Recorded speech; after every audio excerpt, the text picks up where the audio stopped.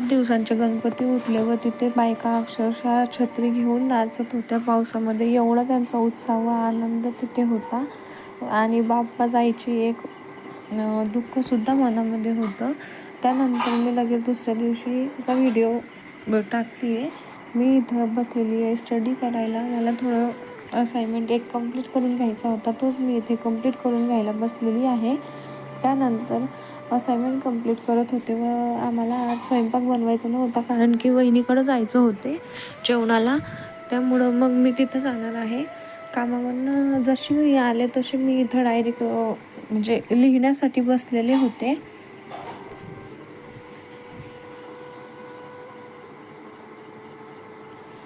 आमच्याकडं 5 किंवा 7 दिवसातच गणपती उठवतात. 11 दिवसाचे गणपती शक्यतो कोण बसवत नाही, पण पुण्यामध्ये जसं की सर्व गणपती शक्यतो 11 दिवसांचेच उठवतात. छोटे मंडळ असो किंवा मोठे मंडळ असो, ते 11 दिवसांचाच गणपती तिथे उठवतात त्यांचा. आमच्याकडं कालच सर्व गणपतींचे विसर्जन हे झालेले आहे. मोठे गणपत्यांचे सुद्धा कालच विसर्जन झाले.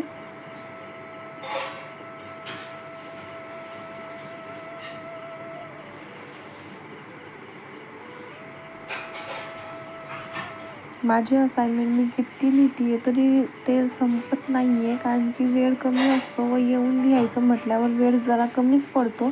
त्यामुळं मी थोडेच कंप्लीट करते आहे. जेवढं होईल तेवढं माझ्याने कंप्लीट करून मग बाकी परत तसंच ठेवून द्यायचं. परत दुसऱ्या दिवशी करायचं, प्लस घरातली कामं वगैरे, प्लस जॉब, एवढं सगळं ॲड्रेस करून ते लिहायचं म्हटल्यावर थोडं टफ जातं. पण ते माझे प्रयत्न चालू आहेत व मी ते कंप्लीट करायच्या मागच लागलेली आहे. आता पेपरच्या आधी मला काही पण करून ते कंप्लीट करून घ्यायचे आहे.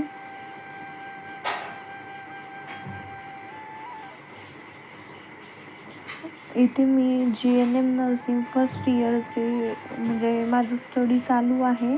त्याचीच माझी एक्झाम आता येणार आहे. मी नर्सिंग करत आहे व नर्सिंगच्या जॉबला म्हणजे नर्सच्या जॉबला मी हॉस्पिटलमध्ये कामाला जात असते. याच्या आधीसुद्धा माझा नर्सिंगचा एक कोर्स झालेला आहे व त्यावरतीच मी म्हणजे जॉब करायला लागले. त्यानंतर पुढं काय शिकायचं त्यासाठीच म्हटलं आपण GNMला ॲडमिशन घेऊ.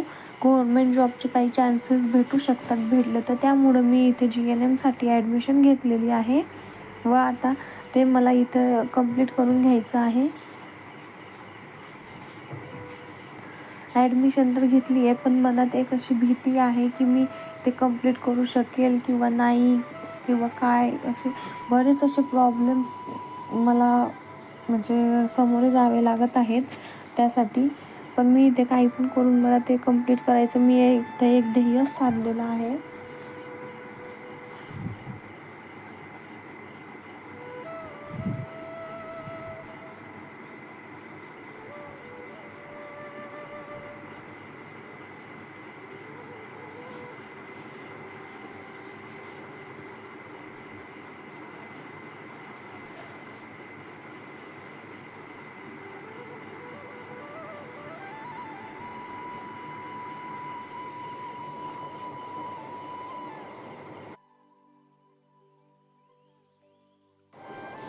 त्यानंतर लगेचच मी आता इथे माझं स्टडी संपवून घेणार आहे व नंतर मी जाते आहे चार्वीकडं. बघा ती कशी पळत येते व तिला लगेच लागतं सुद्धा. तिला अजून एवढं खास म्हणजे चालता येत नाही. त्यानंतर वहिनीकडं जाऊन मी लगेच भाकरी करायला लागलेली आहे.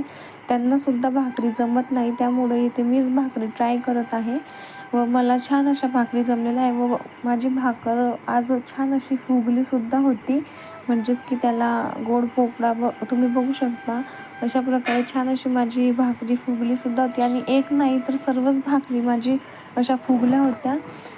त्यामुळं मी आज खूप हॅपी होते. त्यानंतर आम्ही लगेच इथे जेवणाला घेतलं व आम्ही खाली बसूनच जेवण करत असतो. त्यामुळं आम्ही सर्व एका ठिकाणी आणून मग आजूबाजूने गोल राऊंड बसून मग तिथे जेवण करत असतो. त्यानंतर बिट्टू बघा तिच्या पर्समधून मला पैसे काढून देत होती व तिच्याने चैन उघडत नव्हती, म्हणून मलाच उघड उघड म्हणत होती ती.